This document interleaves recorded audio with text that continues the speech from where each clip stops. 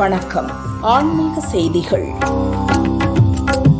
108 வைணவ திவ்ய தேச ஸ்தலங்களில் ஒன்றான கும்பகோணம் சாரங்கபாணி கோவிலில் மார்கழி உற்சவ தேரோட்டம் நடைபெற்றது. ஜனவரி 7ஆம் தேதி மார்கழி உற்சவம் கொடியேற்றத்துடன் துவங்கியது.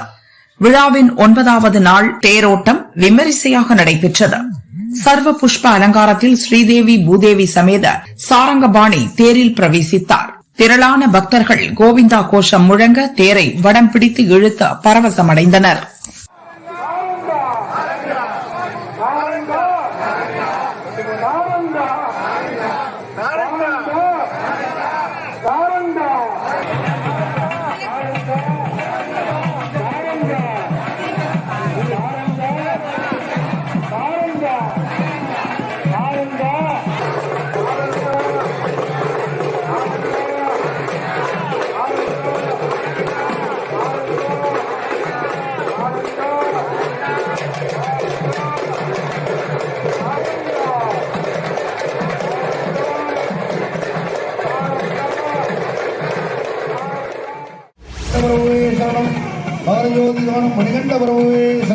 கும்பகோணம் ஸ்ரீநகர் காலனியில் ஐயப்ப சுவாமி கோயில் உள்ளது. ஆண்டுதோறும் தை மாத மகர சங்கராந்தி ஜோதி தரிசனம் நடைபெறுவது வழக்கம். இந்த ஆண்டு ஜோதி தரிசன விழா விமர்சையாக நடைபெற்றது. முன்னதாக முக்கிய வீதிகள் வழியாக திரு ஆபரண பெட்டி உலா நடைபெற்றது. ஆபரண பெட்டி கோயிலை அடைந்ததும் மகர ஜோதி தீபம் ஏற்றப்பட்டது. சர்வ புஷ்ப அலங்காரத்தில் ஐயப்பன் அருள் பாலித்தார். மகா தீபாராதனை காட்டப்பட்டது. சரணகோஷம் முழங்க திரளான பக்தர்கள் ஐயப்பனை தரிசித்து மனமுருகினர்.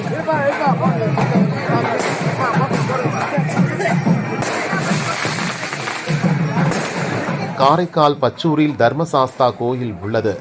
மகர சங்கராந்தியை முன்னிட்டு சிறப்பு வழிபாடு நடத்தினர். முன்னதாக கன்னிமூல கணபதி, ஐயப்பன் மற்றும் ஸ்ரீ மஞ்சமாதா சன்னதியில் சிறப்பு அபிஷேக அலங்காரம் நடைபெற்றது. சகஸ்ரநாம அர்ச்சனை செய்தனர். அதைத் தொடர்ந்து சபரிமலையில் உள்ளது போல பொன்னம்பலமேடு அமைத்து அதில் மகர ஜோதி ஏற்றப்பட்டது.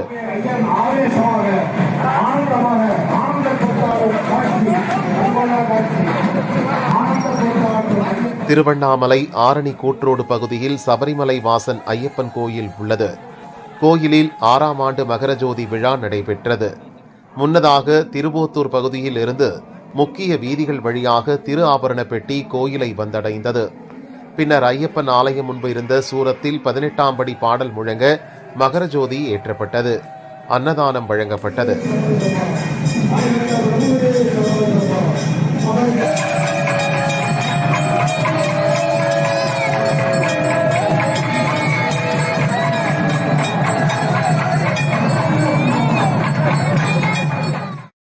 நூற்றி 8 திவ்ய தேசங்களில் ஒன்றான சோளிங்கர் லட்சுமி நரசிம்மர் சுவாமி கோவில் மாட்டுப்பொங்கல் விமர்சையாக கொண்டாடப்பட்டது.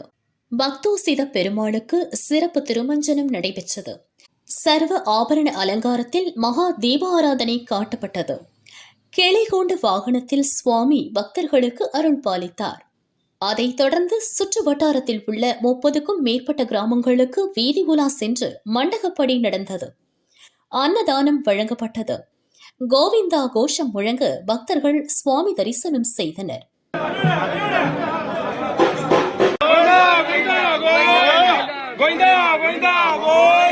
மேட்டுப்பாளையம் தென் திருப்பதி ஸ்ரீவாரி ஆலயத்தில் மாட்டுப் பொங்கல் கொண்டாடப்பட்டது. அதிகாலை சுப்ரபாத விஸ்வரூப தரிசன சேவை நடந்தது. சர்வ அலங்காரத்தில் மலையப்ப சுவாமி குதிரை வாகனத்தில் பிரவேசித்தார். மேளதாளம் இசைக்க 4 மாட வீதி உலா நடந்தது. அதைத் தொடர்ந்து வெள்ளிலிருந்து அம்பு விடும் பரிவேட்டை நிகழ்ச்சி நடைபெற்றது. கோவிந்தா கோஷம் முழங்க திரளான பக்தர்கள் சுவாமி தரிசனம் செய்து மனமுருகினர்.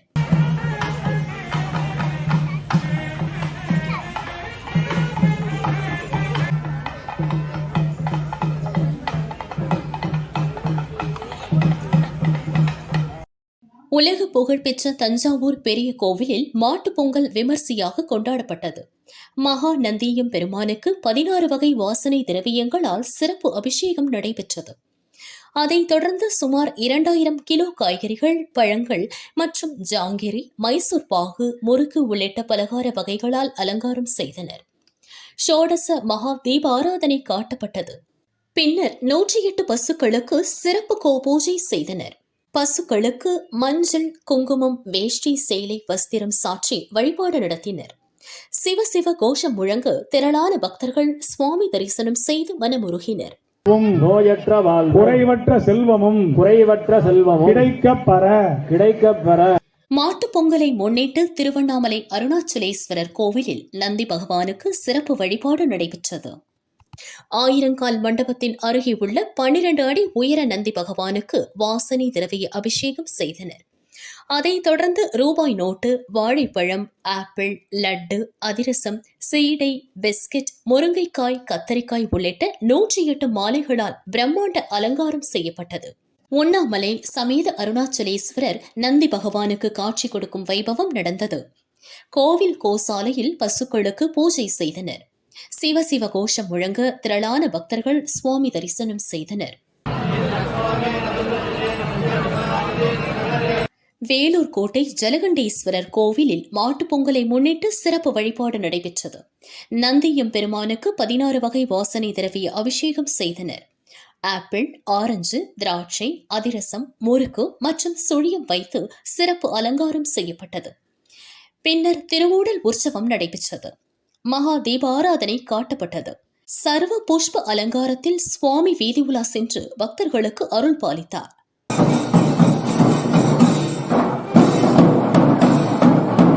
மயிலாடுதுறை திருவெண்காடு ஸ்வேதாரண்யேஸ்வரர் கோவிலில் மாட்டுப் பொங்கலை முன்னிட்டு கணு உற்சவம் நடைபெற்றது. சிவபெருமான் நலமுடன் இருக்க வேண்டி பார்வதி தேவி கணு வைத்து பூஜித்ததாக ஐதீகம். இதை நினைவு கூறும் விதமாக கணு உற்சவம் நடந்தது.